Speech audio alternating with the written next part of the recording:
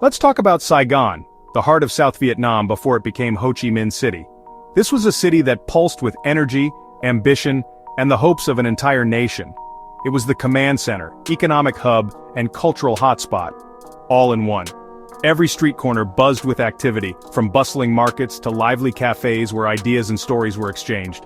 Imagine New York City, but with the war humming in the background. The city never truly slept, its rhythm set by both commerce and conflict. Saigon was alive. American soldiers, journalists, diplomats, and business people filled the streets. The city was a crossroads of cultures where East met West in a swirl of languages and ambitions. The city was a symbol of freedom and modernity for the South and its American allies. Neon lights, jazz music, and Western fashions mixed with traditional Vietnamese life, creating a unique atmosphere. Contrasts were everywhere. Military convoys on one street, French-style parties on the next. You could see soldiers in uniform passing by elegant colonial buildings, reminders of a complex past. Saigon was the main artery for American support. Money, weapons, and supplies all flowed through here. The city's ports and airports were lifelines, keeping the South's war effort alive. The U.S. Embassy stood as a fortress, a statement of American commitment, at least that's what they thought. Its walls were thick, but the sense of unease was even thicker. For North Vietnam, capturing Saigon meant more than a military win. It was about breaking the enemy's spirit. The city represented everything they opposed: foreign influence, division, and resistance.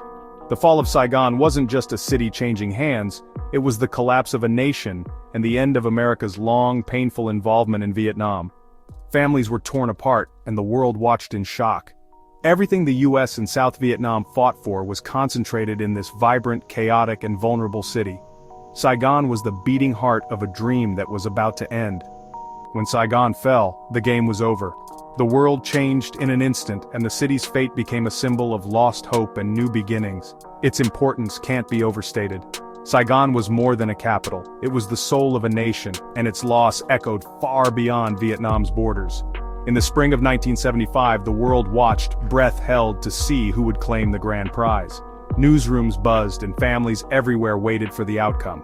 Saigon was the final domino. Its fall marked the end of an era and the beginning of a new chapter in history. Life in Saigon during the war was surreal. For many, the war was something that happened out there, not in their daily lives.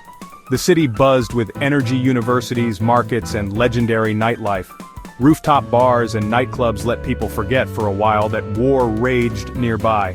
American culture and dollars created a booming, if fragile, economy. But reminders of war were everywhere: sandbags, wounded soldiers, and the ever-present fear. Corruption thrived as American money poured in. The illusion of safety was shattered during moments like the Tet Offensive, when fighting erupted in the streets. For Saigon's people, life was a tightrope walk, trying to live normally, knowing disaster could strike at any moment. It was a party at the edge of a cliff. The city's double life couldn't last forever. By spring 1975, the party was over. The once bustling streets of Saigon, filled with laughter and music, now felt eerily quiet. The city's vibrant nightlife faded, replaced by a sense of uncertainty that crept into every corner. The US had pulled out most troops, and support for South Vietnam was drying up. American helicopters thundered overhead, carrying away the last advisors, while desperate families watched from below, realizing help was slipping away. North Vietnam saw its chance and launched a final, devastating offensive. Their tanks rolled south, unstoppable, as villages and towns fell in rapid succession. The South Vietnamese army, built by the US, collapsed city by city. Soldiers abandoned their posts, vehicles clogged the roads, and chaos spread as defenses crumbled. Panic swept Saigon as refugees flooded in, bringing stories of the NVA's advance. Families arrived with only what they could carry, their faces etched with fear and exhaustion. The city's bubble of normalcy burst. Dread filled the air. Even familiar places felt foreign as neighbors whispered rumors and waited for the worst. People scrambled to withdraw money, buy tickets, or find American contacts to escape. Lines stretched for blocks, and every option seemed to vanish as quickly as it appeared. The radio promised resistance, but few believed it. Each broadcast sounded more desperate, and hope faded with every passing hour.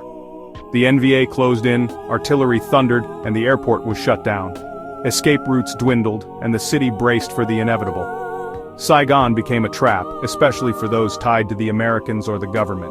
Fearful officials destroyed evidence and families hid behind locked doors. The city's vibrant life faded into fear and desperation. Streets emptied, shops closed, and the city's pulse slowed to a fearful crawl. The final days felt like a slow-motion nightmare. Every hour dragged on, as people waited for news, for rescue, or for the end. The North Vietnamese weren't just at the gates, they were breaking them down. The city's fate was sealed as tanks rolled through the streets. For many, the future looked terrifying. Parents clung to their children, uncertain what tomorrow would bring. The walls were closing in, and Saigon's last days were filled with fear, confusion, and the sense that history was crashing down all around. With the airport closed, the U.S. Embassy became the last hope.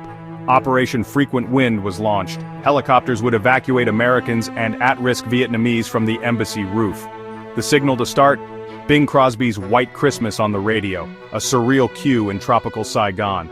Thousands swarmed the embassy, desperate to get in. Marines struggled to control the crowd, letting in those with the right papers. Inside, helicopters landed, loaded evacuees, and took off for U.S. Navy ships offshore. The iconic image people climbing a ladder to a rooftop helicopter, desperation etched on their faces. Over 7,000 were rescued in less than 24 hours, a logistical miracle, but a heartbreaking failure for those left behind. As the last helicopter lifted off, thousands were locked out, their hopes dashed. The embassy gates closed, and the promise of rescue was broken.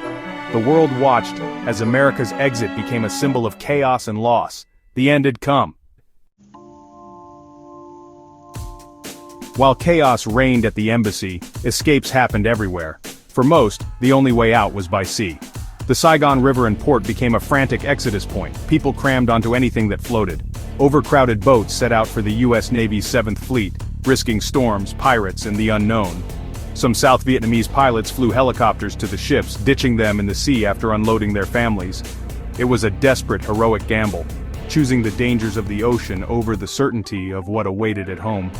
This marked the start of the Vietnamese boat people crisis. Those who reached American ships were sent to refugee camps, then resettled abroad. Many others weren't so lucky. Countless perished at sea. The escape from Saigon was a testament to the will to survive. People left everything behind, chasing hope across the water. The exodus would shape lives and history for years to come. April 30th, 1975. Saigon fell, ending the Vietnam War. North Vietnamese tanks rolled into the city, meeting little resistance. The South Vietnamese government collapsed. The war was over. The iconic image, a tank crashing through the presidential palace gates. President Duong Van Minh surrendered, but the North Vietnamese made it clear there was nothing left to hand over. For the U.S., it was a moment of national humiliation. Decades of effort ended in defeat. The images of evacuation and tanks in Saigon haunted America, sparking years of soul-searching. The Vietnam Syndrome would shape U.S. foreign policy for a generation. For Vietnam, the war's end brought unification, but also devastation and suffering. The city was renamed Ho Chi Minh City. The new regime sent thousands to re-education camps. The war was over, but the pain continued. Saigon's fall was both an ending and a beginning. The fall of Saigon sent a shockwave around the world, transforming the destinies of both Vietnam and the United States in ways no one could have fully predicted.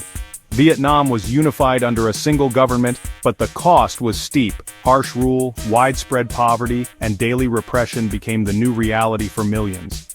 Re-education camps meant to reshape minds became prisons for countless people, separating families and silencing dissent. The dream of peace faded quickly, replaced by economic hardship, food shortages, and the loss of basic freedoms for ordinary citizens. In America, the war left deep scars, division, mistrust, and a crisis of confidence that would linger for years, shaping politics and society.